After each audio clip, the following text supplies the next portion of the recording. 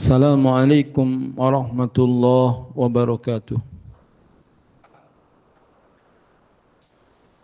Alhamdulillah, segala puji hanyalah milik Allah. Kita memuji, mohon pertolongan serta mohon ampunan kepadanya. Kita berlindung kepada Allah dari keburukan diri kita dan dari kejahatan amal perbuatan kita. Barang siapa yang diberi petunjuk oleh Allah, maka tidak ada yang bisa menyesatkannya. Barang siapa yang disesatkan, maka tidak ada yang bisa menunjukinya. Aku bersaksi bahwa tidak ada Tuhan yang berhak diibadahi dengan benar kecuali Allah, Tuhan yang Maha Esa dan tiada sekutu baginya.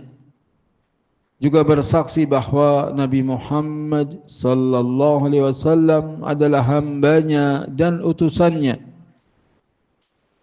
Wahai orang-orang yang beriman, bertakwalah kepada Allah dengan sebenar-benarnya takwa. Janganlah sekali-kali kamu mati kecuali dalam keadaan muslim.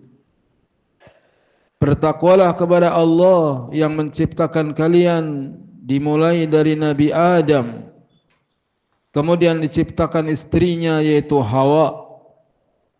Dari Adam dan Hawa berkembang biak laki-laki dan perempuan yang banyak. Bertakwalah kepada Allah yang dengan menyebut namanya kalian saling minta satu dengan yang lain, dan perhatikanlah silaturahmi, karena sungguhnya Allah senantiasa mengawasimu. Bertakwalah kepada Allah dan berkatalah dengan perkataan yang jujur. Niscaya Allah akan memperbaiki amal-amalmu dan Allah akan menghapuskan dosa-dosamu. Barang siapa yang taat kepada Allah dan taat kepada Rasulnya, dialah orang yang beruntung dengan keberuntungan yang besar. Sesungguhnya orang-orang mukmin itu bersaudara, maka damaikanlah di antara saudaramu. Takutlah kamu kepada Allah agar Allah merahmatimu. Ketahuilah bahwa hidup di dunia ini hanyalah permainan, sendau gurau, perhiasan, saling berbangga di antara kalian. Kalian bersaing dengan banyaknya harta, bersaing dengan banyaknya anak, bagaikan air hujan yang turun dari langit, yang membuat para petani kagum akan tanaman-tanamannya. Kemudian tanaman-tanaman itu menjadi kering. Engkau lihat warnanya kuning, kemudian hancur berkeping-keping. Sedangkan di akhirat ada siksa yang pedih, ada ampunan dari Allah dan keridhaannya.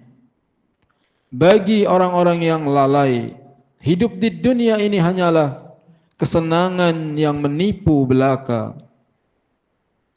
Sesungguhnya tiap-tiap yang bernyawa pasti akan meninggal dunia, dan kalian akan disempurnakan balasannya nanti di hari kiamat. Barang siapa yang dibebaskan dari neraka, dimasukkan ke dalam surga, dialah orang yang sukses yang sebenarnya. Adapun hidup di dunia hanyalah fata morgana. Amma ba'du, sesungguhnya sebaik-baik perkataan adalah firman Allah, yaitu Al-Quranul Karim. Sebaik-baik petunjuk adalah petunjuk Nabi Muhammad sallallahu alaihi wasallam. Sejelek-jelek perkara dalam agama adalah perkara-perkara yang baru. Semua perkara-perkara yang baru yang ditambah-tambahkan ke dalam agama namanya bid'ah. Semua bid'ah itu menyesatkan dan kesesatan itu tempatnya di neraka. Jemaah asar rahimakumullah, apa kabar? Alhamdulillah, nikmat demi nikmat Allah berikan kepada kita, dari mulai bangun tidur, makan sahur, nikmat bisa salat, nikmat bisa hadir di majelis ilmu. Itulah di antara nikmat-nikmat zahir dan nikmat-nikmat batin. Sehingga banyak-banyak kita mengucapkan alhamdulillah, alhamdulillah, alhamdulillah. Beliau sallallahu alaihi wasallam bersabda, afdalu dzikri la ilaha illallah wa afdalu du'a alhamdulillah. Seutama-utama zikir adalah la ilaha illallah, dan seutama-utama doa adalah alhamdulillah. Dengan mengucapkan alhamdulillah pertanda kita bersyukur atas nikmatnya, dan dengan bersyukur itulah nikmat akan ditambah. La in syakartum la azidannakum wa la in kafartum inna azabi lasyadid. Sekiranya engkau bersyukur, niscaya kami akan tambah nikmat kepadamu. Tetapi kalau kamu kufur, sungguh azabku sangat pedih. Dan mensyukuri nikmat adalah dengan menggunakan nikmat sesuai dengan kehendak sang pemberi nikmat. Dan nikmat-nikmat yang Allah berikan kepada kita akan dimintai pertanggungjawaban. La tus'alunna yawma idzin 'anin na'im. Sungguh kalian akan ditanya pada hari itu tentang nikmat-nikmat yang diberikan. Apakah nikmat kesehatan? Apakah nikmat umur panjang? Apakah nikmat keluarga? Nikmat lingkungan yang baik? Banyak sekali nikmat yang tidak mungkin kita sanggup menghitungnya. Semua nikmat-nikmat itu akan dimintai pertanggungjawabannya. Maka kita gunakan nikmat waktu, diantaranya guna menuntut ilmu, guna mendengar firman Allah dibacakan, guna mendengar sabda Nabi sallallahu alaihi wasallam disampaikan, sampai hadis ke-330 dari bab birrul walidain wasilatul arham, bab berbakti kepada kedua orang tua dan menyambung tali silaturahmi. Wa an Abi Abdullah Amr bin Ibn al-As radhiyallahu anhuma qala, dari Abu Abdullah Amr bin As radhiyallahu anhuma, dia berkata, sami'tu Rasulullah sallallahu alaihi wasallam jiharan ghaira sirrin yaqul, aku dengar Rasulullah sallallahu alaihi wasallam bersabda terang-terangan, tidak sembunyi-sembunyi, inna ala bani fulanin laisu bi auliyai, sesungguhnya Bani Fulan, keluarga Bani Fulan, mereka bukanlah wali-waliku. Yani bukan nasiril ladzi atawallahu fi jami'il umur. Ini bukan penolongku yang aku berwala kepadanya dalam segala urusan. Innama waliyallah wa salihul mu'minin. Akan tetapi wali-waliku, penolong-penolongku, pelindung-pelindungku hanyalah Allah dan orang-orang mukmin yang saleh. Semoga kita termasuk dari orang mukmin yang saleh, yang menjadi pelindung-pelindung Nabi. Di zaman Nabi sallallahu alaihi wasallam masih hidup, maka para sahabat melindungi Nabi dengan hartanya, melindungi Nabi dengan tenaganya, melindungi Nabi dengan nyawanya. Maka kita sekarang harusnya melindungi Nabi, membela Nabi dengan mempelajari sunnahnya, dengan mengamalkannya, dan mendakwahkannya. Walakin lahum rahimun, tetapi mereka ada hubungan rahim. Abulluha bibilaliha, aku akan menyambungnya, yaitu dengan berbuat baik kepadanya. Muttafaqun alaih wa lafdhu lil Bukhari. Hadis ini disepakati oleh Bukhari dan Muslim. Lafaz hadis ini bagi Imam Al-Bukhari. Fiqhul hadis, pelajaran yang diambil dari hadis ini, la wilayata bainal muslimi wal kafir. Tidak ada perwalian, tidak ada saling melindungi antara muslim dan kafir. Wa in kana yazuzu silatul qurabatil musyrikah ghairal maharib, walaupun diperbolehkan menyambung hubungan kegerapatan dengan orang musyrik yang tidak memerangi umat Islam. Jadi tidak boleh seorang muslim membuka hubungan diplomatik dengan orang kafir yang memerangi umat Islam. Hubungan baik dengan orang kafir tidak masalah. Urusan dagang, urusan kerja bakti, urusan kemanusiaan, tidak masalah. Ini bagi orang-orang kafir zimmi atau muahad atau musta'man. Adapun kafir harbi, orang kafir yang memerangi umat Islam, tidak boleh kita berkasih sayang dengan mereka, menghubungan diplomatik dengan mereka, dan seterusnya. Wala kita, loyal kita harus kepada seorang muslim, bukan kepada orang-orang kafir. Karena orang-orang mukmin wali-wali Allah, sedangkan orang kafir wali-wali syaitan. Semoga Allah melindungi kita dari kekafiran. Semoga Allah melindungi kita dari kejahatan orang-orang kafir.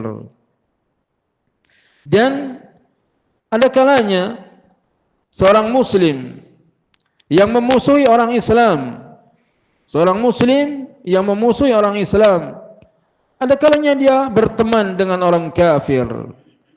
Maka waspadalah, perhatikan akidah mereka, perhatikan keyakinan mereka. Jika mereka ahlus sunnah wal jamaah dan mereka berteman dengan kita, berbuat baik kepada kita, maka kita harus baik kepadanya. Tapi kalau mereka orang-orang yang ahlul bid'ah, yang bid'ahnya keluar dari agama, bid'ah yang mengeluarkan dari Islam, maka hakikatnya mereka adalah musuh dalam selimut, yang bisa saja mereka membunuh kita dengan tangan orang lain. Bukan dia yang langsung menyerang kita, tapi orang lain yang akan menyerang kita, perantaraan dia. Akan paham orang yang paham, akan bingung orang yang bingung. Semoga Allah berikan pemahaman kepada kita. Allahumma inna nas'aluka ilman nafi'a wa rizqan tayyiba wa amalan mutaqabbala. Pelajaran yang lain, ikhwatuddin wa rabitatul Islam a'zam min rawabitid dammi wan nasabi wal maslahah. Persaudaraan agama dan ikatan Islam lebih agung daripada ikatan darah, ikatan nasab, ikatan kemaslahatan, ikatan agama. Jadi kita bersaudara karena seagama itu lebih agung dibandingkan persaudaraan karena hubungan darah, karena hubungan keturunan atau nasab. Karena persaudaraan agama akan berlanjut terus sampai di akhirat.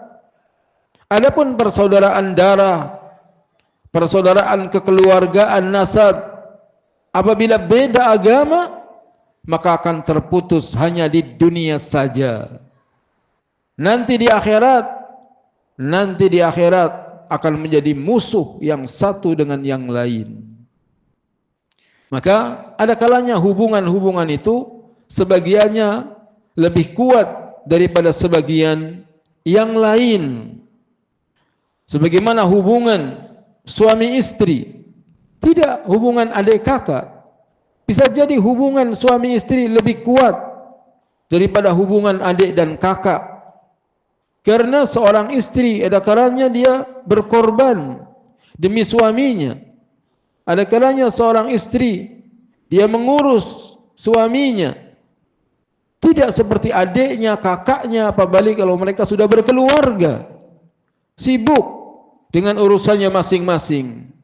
Yang dekat dengan kita adalah istri kita, yang dekat dengan kita adalah suami kita. Oleh karena ada kalanya hubungan itu lebih kuat daripada hubungan adik dan kakak. Dan itu kenyataannya seperti itu. Perhatian sebagian mereka lebih kuat daripada sebagian yang lain. Tetapi lebih dari itu yang paling agung adalah ukhuwatud din wa rawabitil Islam, persaudaraan agama dan ikatan Islam. Pelajaran yang lain, ar-rahimul ma'muru bisillatiha wal mutawaidu ala qad'iha hiya allati syarra'a Allahu laha dzalik.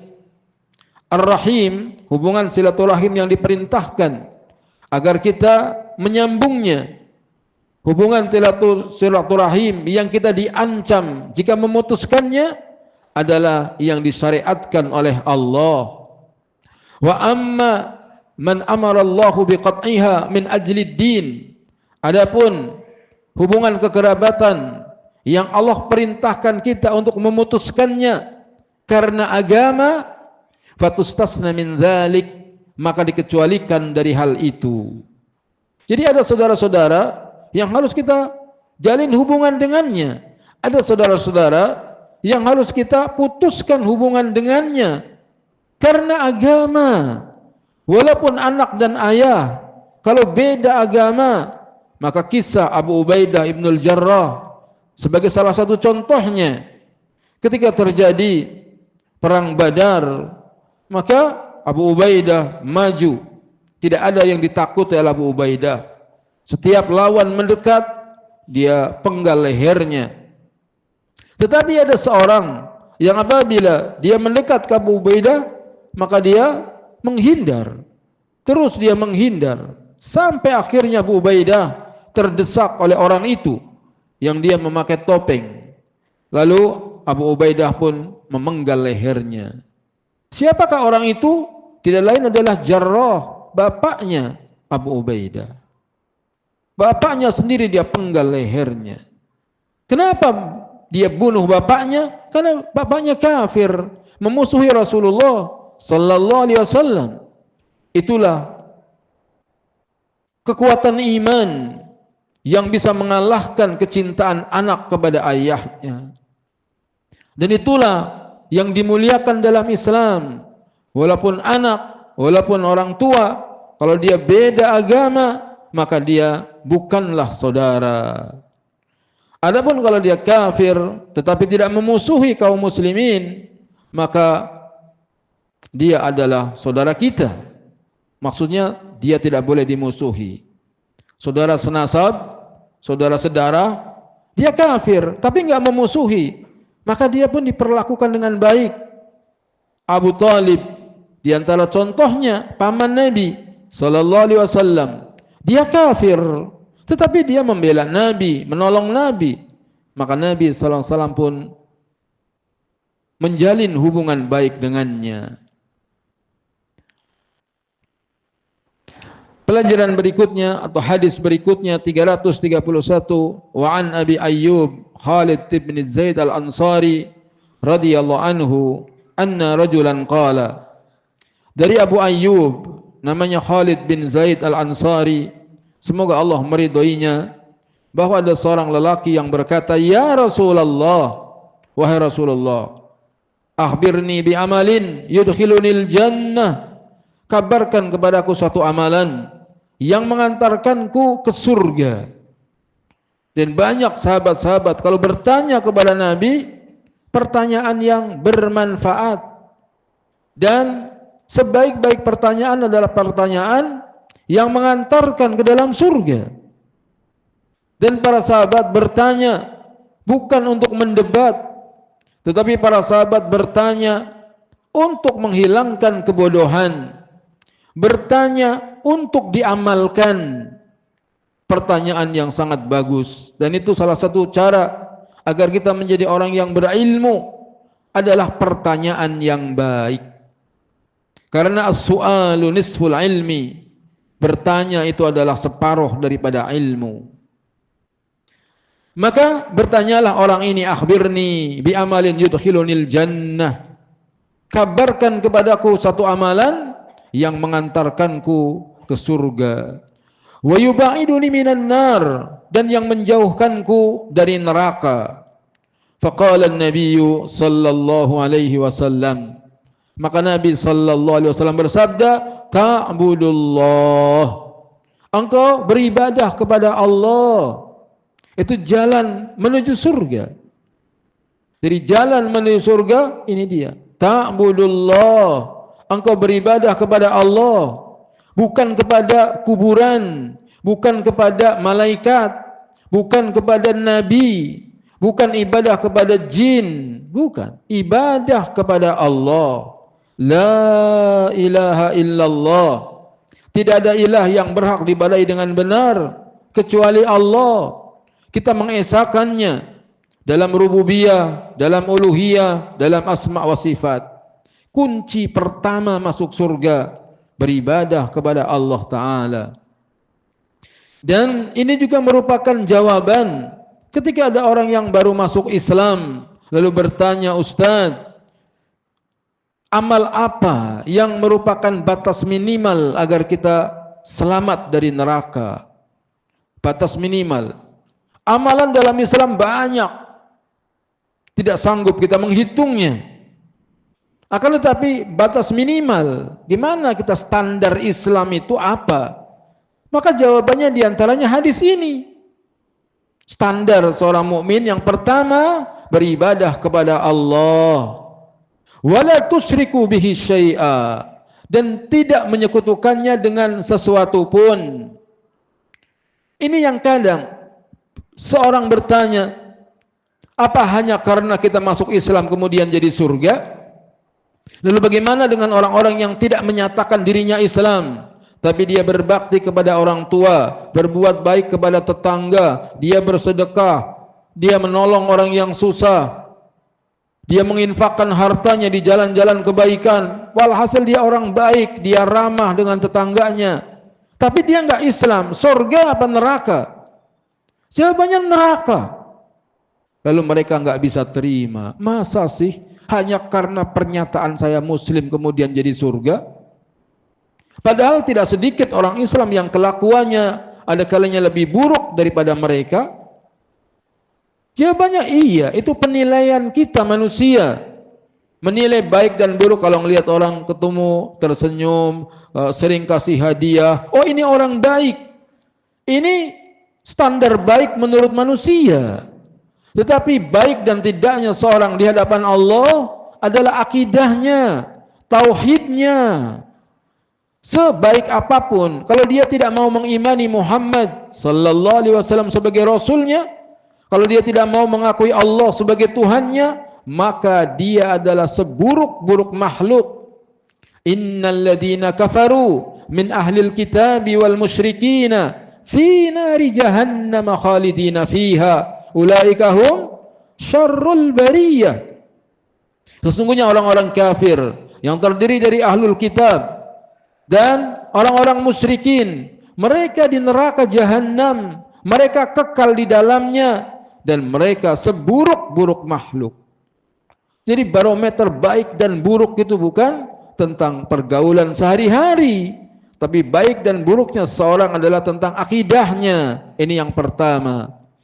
Sehingga ketika ditanya Nabi sallallahu alaihi wasallam, tunjukkan kepadaku jalan yang mengantarkanku ke dalam surga, ta'budullaha wa la tusyriku bihi syai'a. Hendaknya engkau beribadah kepada Allah dan jangan menyekutukannya dengan sesuatu apapun. Tinggalkan itu jimat-jimat, tinggalkan itu dukun, paranormal. Nah, itu. Apalagi antum tinggal di Keranggan. Keranggan itu kampung rangga. Rangga itu tukang buat keris. Dulunya mungkin. Maka tidak boleh itu kubur-kubur dibiarkan disembah. Masih ada enggak yang pasang sesaji? Masih, antum dakwahnya gimana?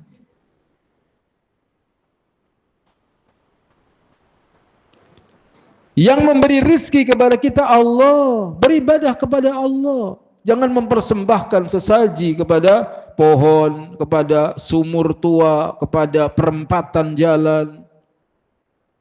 Siapa itu? Biasanya sesajinya isinya apa?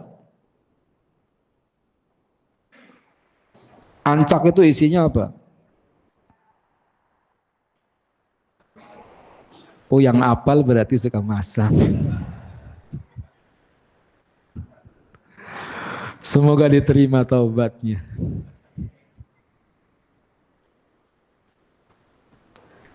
Ada pisang Ambon, ada Pinyang Raja, pisang emak. Oh, pisang-pisang semua. Emang setannya monyet lah. La ilaha illallah. Stop, nggak boleh lagi pasang-pasang begitu. Kita harus berketuhanan yang Maha Esa. Itu dasar negara kita. Ketuhanan yang Maha Esa. Tuhan kita satu, Allah. Kenapa mereka masih menuhankan pohon, menuhankan batu, menuhankan goa, menuhankan jin? Ini semua perbuatan syirik yang menjadi penghalang masuk surga. Penghalang masuk surga itu syirik. Sebab Allah berfirman, la in asrakta la yahbatanna amaluka wa la takunanna minal khasirin. Kalau engkau berbuat syirik maka batal semua amalmu dan engkau akan termasuk orang yang merugi. Innallaha la yaghfiru ay yushraka bihi wa yaghfiru ma duna dzalika liman yasha. Sesungguhnya Allah tidak akan mengampuni dosa orang yang berbuat syirik. Dan Allah akan ampuni dosa yang lain yang Allah kehendaki. Harus kita berlindung dari kesyirikan. Selamatkan diri kita, selamatkan tetangga kita, keluarga kita. Jangan terus menerus. Sudah mengaku muslim, ya orang Islam harus syahadat yang pertama, asyhadu an la ilaha illallah wa asyhadu anna Muhammadan abduhu wa rasuluh. Aku bersaksi bahwa tidak ada Tuhan yang berhak diibadahi dengan benar kecuali Allah yang Maha Esa dan tiada sekutu baginya, dan aku bersaksi bahwa Nabi Muhammad sallallahu alaihi wasallam adalah hambanya dan utusannya. Stop, jimat-jimat buang. Siapa yang masih nyimpen batu cincin, ikat pinggang, keris, dibuang semuanya, dikubur boleh. Atau kalau keris kasih tukang loak begitu. Jangan dianggap ini punya petuah, ini punya berkah. Jangan sampai mati masih berbuat syirik. Besar bahayanya. Yang kedua, setelah ta'budullaha wa la tusyriku bihi syai'a, jalan menuju surga wa tuqimus shalah. Hendaknya engkau menegakkan salat. Hendaknya engkau menegakkan salat. Jadi mengerjakan solat yang 5 waktu pada waktunya. Subuh, duhur, asar, maghrib, isya di masjid bagi laki-laki. Bagi laki-laki, solat bukan cuma solat, tapi solat berjamaah di masjid. Sampai-sampai ada yang bilang kalau laki-laki solat di rumah berarti dia laki-laki solehah. Laki-laki solat di masjid, bukan di rumah. Kemudian salat dengan ikhlas karena Allah Subhanahu wa taala. Ibu-ibu yang di rumah juga salat tepat waktu. Jangan suaminya udah pulang dari masjid waktu duha baru bangun. Dan kalau mau ikut ke masjid wanita boleh. Wanita salat subuh berjamaah di masjid boleh, dan itu dikerjakan oleh sahabiyat. Bahkan istri-istri Nabi sebagiannya solat berjamaah di masjid. Karena itulah Nabi mengatakan sebaik-baik saf laki-laki terdepan, sebaik-baik saf perempuan paling belakang. Berarti ada sebaik-baik saf bagi perempuan, yaitu yang paling belakang, yang paling jauh dari laki-laki. Maka hendaknya bikin masjid yang bisa wanita sholat Jumat, yang lebar. Ini Thariqul Huda, kalau perempuan mau ikut nggak ada tempatnya. Di atas masih kosong apa udah penuh? Jumat kosong sebagian. Sebagaimana di zaman Nabi Sallallahu Alaihi Wasallam, wanita sholat Jumat, sholat berjamaah. Bahkan di masjid Nabi sampai sekarang biasa laki-laki perempuan sholat berjamaah di masjid. Mereka tahu sabda Nabi, wa buyutuhunna khairal lahun, rumah mereka lebih baik bagi mereka. Tahu. Tapi Nabi mengingatkan, la tamna'u ima Allah masajid Allah. Jangan kamu larang hamba-hamba perempuan Allah dari masjid Allah. Enggak boleh. Ini kadang pengurus masjid enggak ngelarang, tapi enggak dikasih tempat. Sama aja. Enggak ngelarang, tapi enggak dikasih tempat. Sehingga perempuan jadi aneh kalau mau sholat berjamaah ke masjid. Waspadalah yang seperti ini, hendaknya kita kembali kepada Al-Quran, As-Sunnah ala fahmi salafil ummah. Quran dan As-Sunnah menurut pemahaman para sahabat.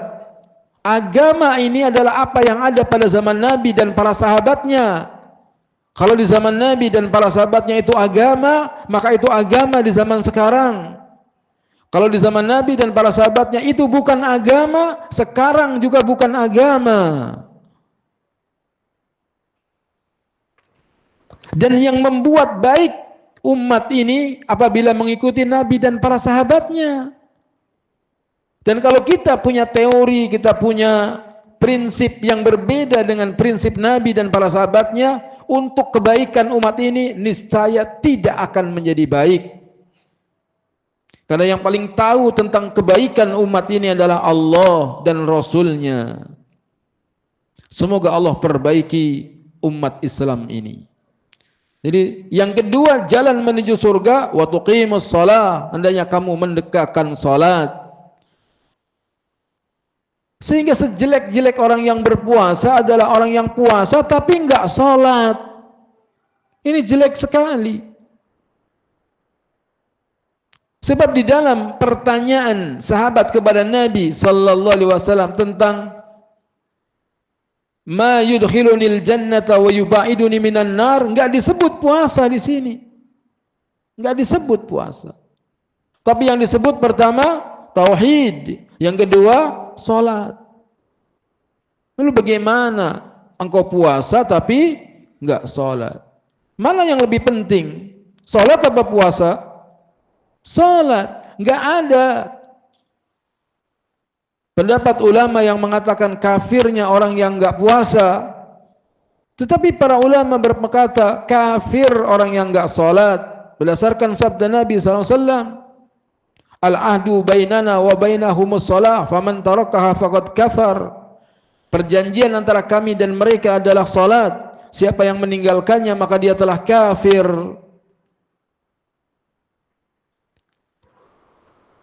Apabila dia mengingkari kewajiban salat, maka ijma mereka kafir. Adapun kalau dia enggak salat karena malas dan dia masih mengakui tentang wajibnya salat, maka jumhur ulama mengatakan dia muslim yang berdosa besar walaupun belum sampai kafir kalau dia masih meyakini kewajibannya. Maka jangan remehkan ini masalah salat. Kerjakan pada waktunya, kerjakan di masjid bagi laki-laki. Yang ketiga, wa tu'tiyaz zakah. Hendaknya engkau membayar zakat. Wajib bagi kita untuk bayar zakat fitri atau zakat fitrah. Apakah laki-laki, apakah perempuan, apakah budak, apakah merdeka, apakah kaya, apakah miskin. Orang miskin saja wajib bayar zakat fitrah itu. Wajib. Sesuai dengan kesanggupannya. Kalaupun enggak punya beras kecuali segelas, maka dia bayar zakat fitri segelas. Kalau enggak punya. La yukallifullahu nafsan illa wus'aha. Allah tidak akan membebani kecuali sesuai dengan kesanggupannya. Adapun ukuran yang ditetapkan 2,5 kilo atau 3,5 liter kurang lebih 1 jiwa. Sehingga seorang suami ada kalanya dia perlu bayar zakat fitri 2 kuintal. Karena istrinya 4, anak 40.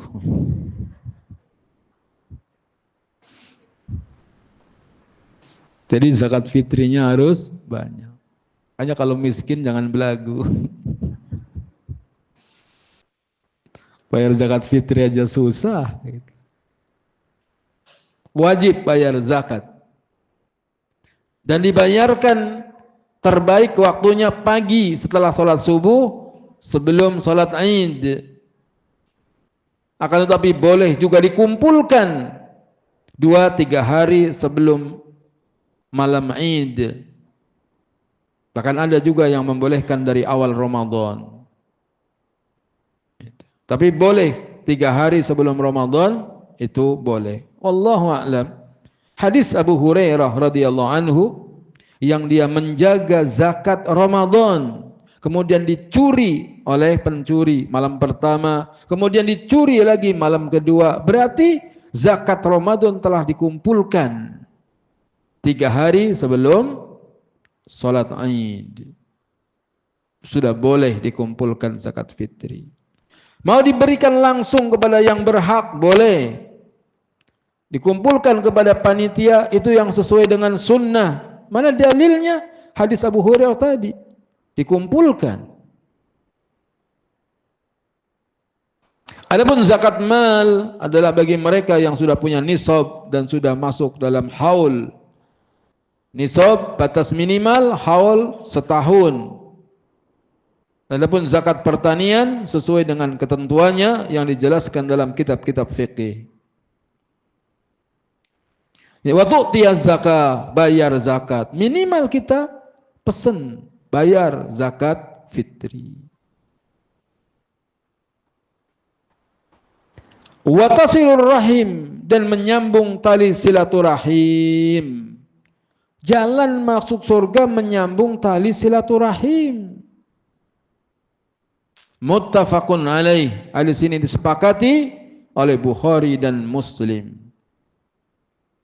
Fiqhul hadis, fikih hadisnya at-tauhidu wa iqamatis salati wa ita'iz zakati wa silatur rahimi minal asbabil mawjibatu lidukhulil jannati wal bu'nu 'anil nar. Tauhid, mendirikan salat, membayar zakat, menyambung tali silaturahim adalah sebab-sebab yang mewajibkan seseorang masuk surga dan dijauhkan dari neraka. Ini dia batas minimal yang harusnya kita lakukan. Tegakkan tauhid, dirikan salat, bayar zakat, sambung tali silaturahim.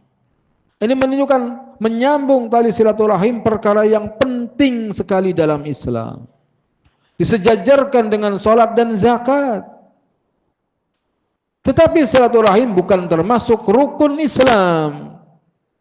Bukan termasuk rukun Islam. Adapun rukun Islam ada 5. Syahadat, salat, zakat, saum, dan menunaikan ibadah haji. Yang kedua, ma'rifatul khairi tatahassal bitta'allum. Ma'rifatul khair, mengetahui kebaikan-kebaikan dihasilkan dengan belajar. Jadi diingatkan terus.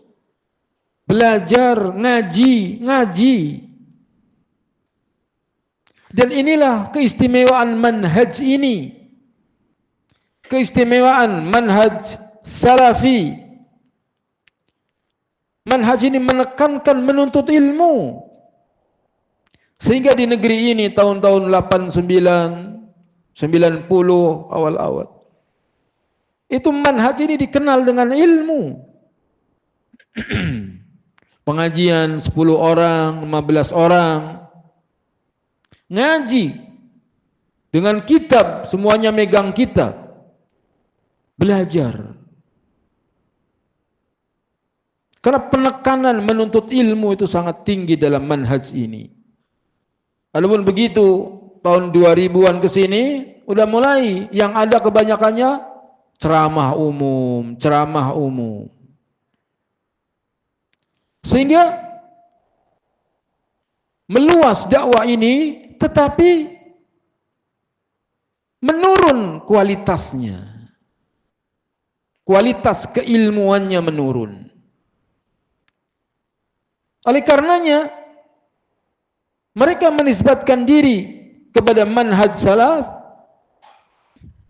tapi tetap ngaji sama ahlul bid'ah, kepada ahlus syubuhat. Kenapa? Karena tadi kualitasnya udah tidak seperti dulu. Dulu sudah ngerti ini ustadz yang sunnah nih, ini yang enggak sunnah nih. Gitu. Bisa, murid-muridnya tuh bisa memilih, tidak sembarangan menuntut ilmu. Oh, sekarang, waduh, siapa saja. Dan ilmu inilah yang membedakan seorang dengan yang lain.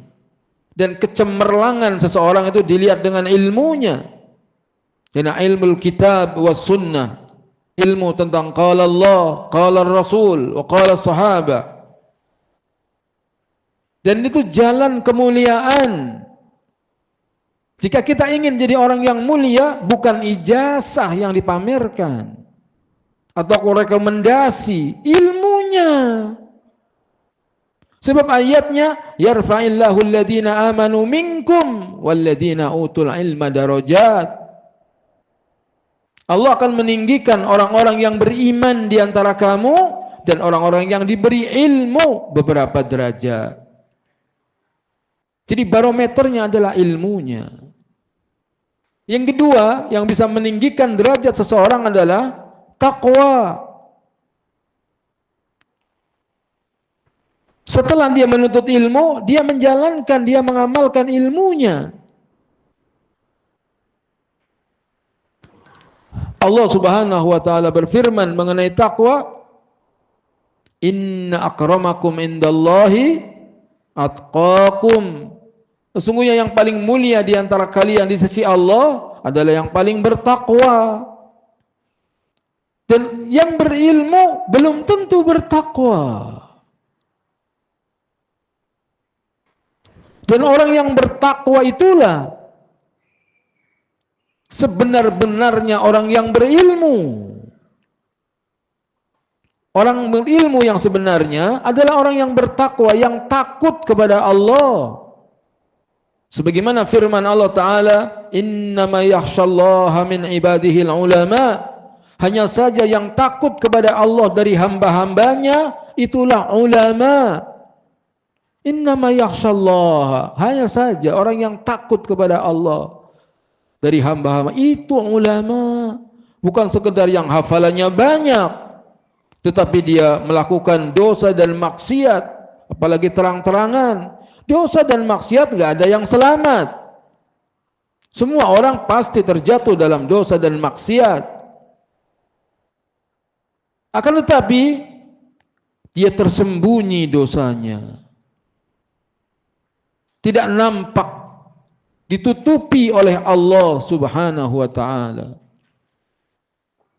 Allahumma anta rabbi la ilaha illa anta khalaqtani wa ana abduka wa ana ala ahdika wa wa'dika mastata'tu a'udzu bika min syarri ma sana'tu abu'u laka bi ni'matika alayya wa abu'u bi dzambi faghfirli fa innahu la yaghfiru dzunuba illa anta. Harus terus kita mohon ampun kepada Allah atas kelalaian kita, lalai dari menuntut ilmu. Sudah ngaji, lalai dari mengamalkan ilmu. Yang ada kelalaian. Maka harus serius, perbaiki lagi, serius dalam menuntut ilmu, serius dalam mengamalkan ilmu. Sebab bentar lagi mati. Sebentar lagi kita akan mati. Maksudnya umat Muhammad antara 60 sampai 70 tahun. Itu yang harus terus diingatkan agar enggak lalai. Aktsiru dzikru hadimil ladzat, yakni al-maut. Perbanyak oleh kalian pemutus kelezatan. Perbanyak oleh kalian mengingat pemutus kelezatan, yaitu kematian. Jangan sampai terus dalam kelalaian sampai ajal tiba. Mati tidak harus menunggu tua. Mati tidak harus menunggu sakit. Kalau Allah menghendaki, masih muda meninggal dunia, seger buger, enggak terdengar sakit, tahu-tahu meninggal dunia. Ada yang sakit-sakitan, awet. Sakit dia, terbaring di rumah sakit, ditungguin sama keluarganya, yang nungguin meninggal, yang sakitnya pulang sehat. Ajal itu di tangan Allah.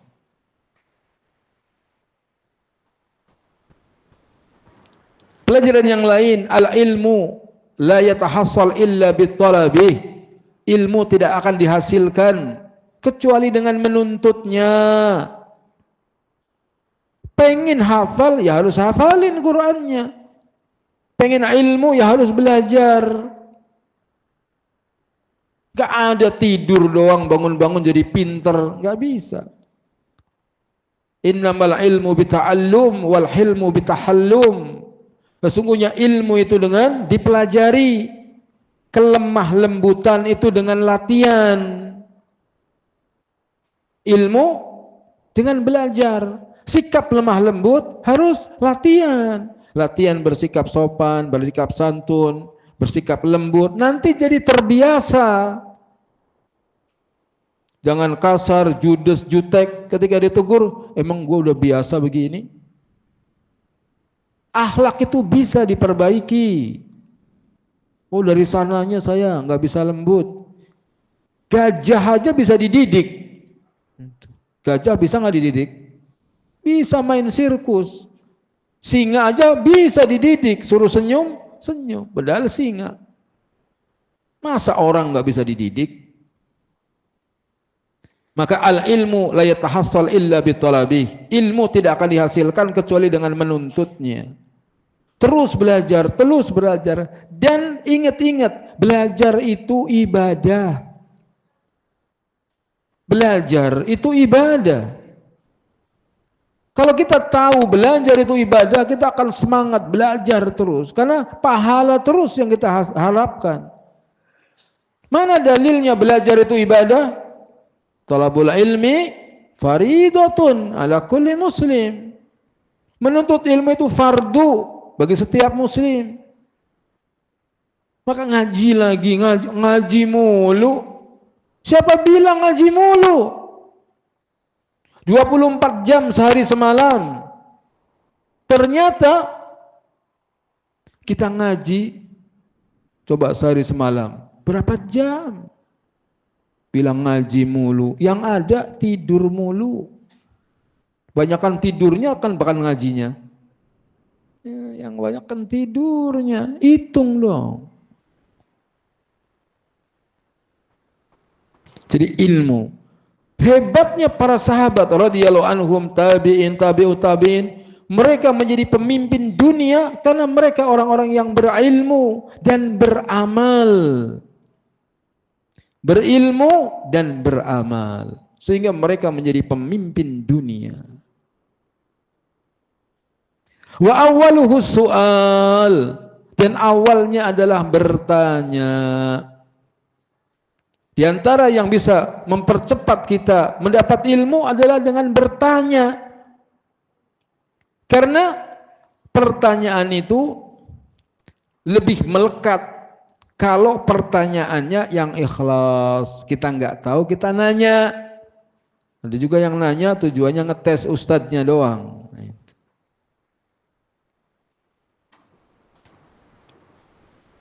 Pelajaran yang lain, ghayatul mar'il muslim ba'da ridallahi subhanahu wa ta'ala dukhulul jannati wal bu'du anin nar.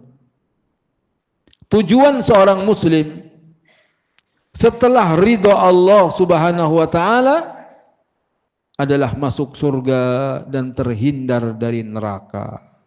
Jadi al-jannatu ghayatul mu'min. Surga itulah tujuan seorang mukmin. Jadi kita ini hidup ini apa sih tujuannya? Tujuannya pengen dapat surga. Jalannya bagaimana? Jalannya mentauhidkan Allah, tidak menyekutukannya, menegakkan salat, membayar zakat dan menyambung tali silaturahim. Semoga bermanfaat. Subhanakallahumma bihamdika asyhadu an la ilaha illa anta astaghfiruka wa atubu ilaik. Wassalamualaikum warahmatullahi wabarakatuh.